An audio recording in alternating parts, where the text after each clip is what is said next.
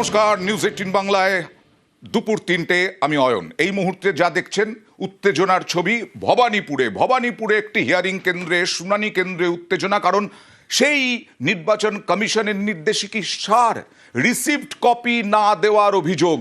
Supreme court বলেছে received copy দিতে হবে। 70 নম্বর ওয়ার্ডের স্কুলে শুনানিতে উত্তেজনা, খবর পেয়ে ঘটনাস্থলে স্থানীয় কাউন্সিলর। দেখুন।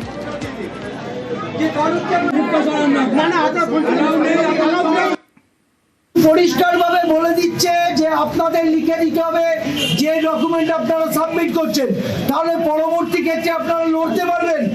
না হলে কিন্তু আপনাদের নাম বাদ গেলে কিচ্ছু করা যাবে না। যে বিএলওর কাছে অ্যাটেন্ড করছেন তারা লিখে দেবে হিয়ারিং এ আপনি অ্যাটেন্ড করছেন এবং এই ডকুমেন্ট ওনারা পেয়েছেন সেটা সই করে নেবেন।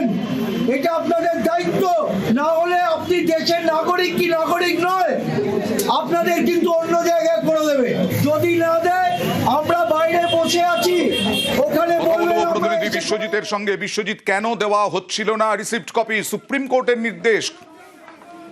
একদমই ভবানীপুর 70 নম্বর ওয়ার্ড এবং সেখানে সেন্ট জনস ডায়োসিসান যে গার্লস স্কুল রয়েছে সেখানে এই ঘটনা ঘটে। সকালবেলা থেকে যে হিয়ারিং শুরু হয় তারপর থেকে বেশ কিছু লোক তারা তথ্য জমা দিয়েছেন।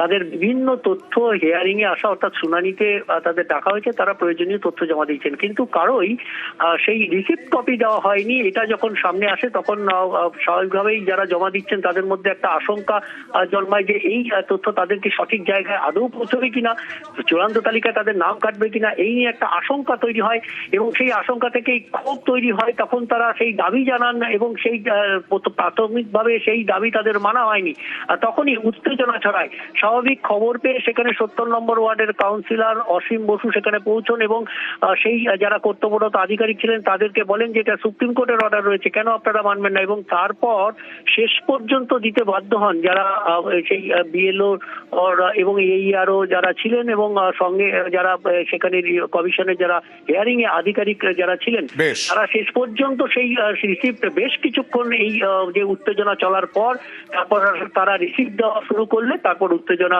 সীমিত হয় এবং সাধারণ ভোটাররা নিশ্চিত হন যে তাদের নথি সঠিকভাবে অন্তত জমা পড়ছে। পরিষ্কারভাবে বলে দিচ্ছে যে আপনাদের লিখে দিতে হবে যে ডকুমেন্ট আপনারা সাবমিট করছেন, তাহলে পরবর্তী ক্ষেত্রে আপনারা লড়তে পারবেন।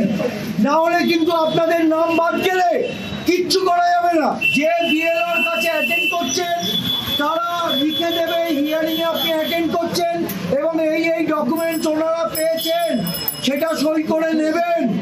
এটা আপনাদের দায়িত্ব। না হলে আপনি দেশের নাগরিক কি নাগরিক নয়, আপনাদের কিন্তু অন্য জায়গায় করে দেবে। যদি না দেয়, আমরা বাইরে বসে আছি,